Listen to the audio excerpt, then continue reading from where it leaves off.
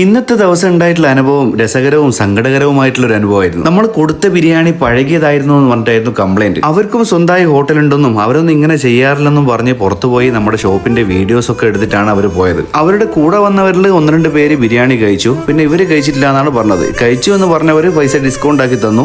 ഇവരെന്ത് ചെയ്തു? അവരെ കുടിച്ച ജ്യൂസിന്റെ പൈസ മാത്രം തന്നിട്ട് പോയി. അവർ കഴിച്ച സമയം ഏകദേശം 10:45. നമ്മളിതാ ബിരിയാണി ദമ്മിടുന്ന സമയം 7:10. ഏകദേശം ഒരു 3.5 മണിക്കൂറിന്റെ പഴക്ക ബിരിയാണി ഉണ്ട്. ആ പ്രശ്നത്തിനിടയിൽ ഈ കാണുന്ന ചേട്ടൻ 2 ബിരിയാണിക്ക് പാർസൽ ഓർഡർ തന്നിട്ടുണ്ടായിരുന്നു. അവരോട് ഡീലാക്കുന്ന സമയത്ത് ഈ കാണുന്ന ചേട്ടന്റെ ബിരിയാണിക്ക് ഒരു 10 മിനിറ്റ് ഡിലേ വന്നു. ചേട്ടൻ ബിരിയാണി വേണ്ടെന്ന് പറഞ്ഞിട്ട് ക്യാഷും വാങ്ങിച്ചു പോയി. ചേട്ടനെ ഒരിക്കലും കുറ്റം പറയാൻ പറ്റില്ല, കാരണം തെറ്റ് ഞങ്ങളെ ഭാഗത്താണ്. അതിന് തൊട്ട് മുമ്പ് ബിരിയാണി കഴിച്ചവരും നല്ല അഭിപ്രായം പറഞ്ഞതാണ്. ടെസ്റ്റ് ചെയ്യാൻ വേണ്ടി ഞങ്ങളും അവിടുത്തെ സ്റ്റാഫും ഒക്കെ കഴിച്ചു നോക്കി, ഒരു പ്രശ്നവും കണ്ടിട്ടില്ല. രസകരം എന്താണെന്ന് പറഞ്ഞു കഴിഞ്ഞാൽ അതിന്റെ അരമണിക്കൂർ ശേഷം വന്ന കസ്റ്റമർ ആദ്യം ഒരു ബിരിയാണി റൈസ് ഓർഡർ ചെയ്ത് കഴിച്ച് അതിനുശേഷം വീണ്ടും 2 തവണ വാങ്ങി കഴിച്ചു എന്നുള്ളതാണ്. ഇവിടെ പ്രശ്നം എന്താണെന്ന് വെച്ചാൽ ഒരു കസ്റ്റമർ കംപ്ലൈന്റ് പറഞ്ഞ് അതിന്റെ വീഡിയോ ഒക്കെ എടുത്തു പോയി. അത് പരിഹരിക്കുന്നതിനിടയിൽ ഡിലേ വന്നതുകൊണ്ട് ഞങ്ങളെ മിസ്റ്റേക്ക് കൊണ്ട് ദേഷ്യം പിടിച്ചിട്ടും പോയി. ആ 2 കസ്റ്റമറും ഇനി വരാൻ കുറച്ച് പാടാണ്. ഹോട്ടലാവുമ്പോൾ ഇതുപോലെയുള്ള പല പ്രശ്നങ്ങളും നമ്മൾ ദിവസേന നേരിടേണ്ടി വരും. ഡേ 5 നമ്മളെ ഷോപ്പ് റീഓപ്പൺ ചെയ്തിട്ട് 5-ാമത്തെ ദിവസം. 1-ാമത്തെ ദിവസത്തെ വീഡിയോ ഇടുന്ന സമയത്ത് നിങ്ങൾ ശ്രദ്ധിച്ചിട്ടുണ്ടാവും, ഷോപ്പൊക്കെ വിജനമായി കിടക്കുകയായിരുന്നു. ഇപ്പോൾ അങ്ങനെയല്ല,